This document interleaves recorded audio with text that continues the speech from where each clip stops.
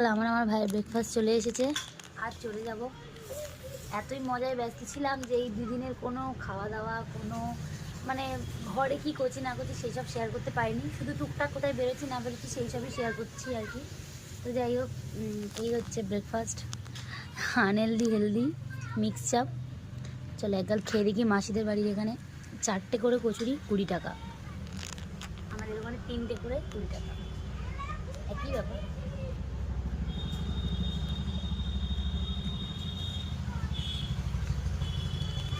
ঘরোয়া, পুরো ঘরোয়া আলুর দম, খুব সুন্দর।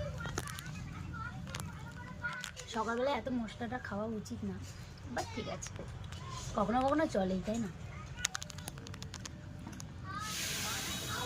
একটু ডিম সিদ্ধ নিই, লুচি।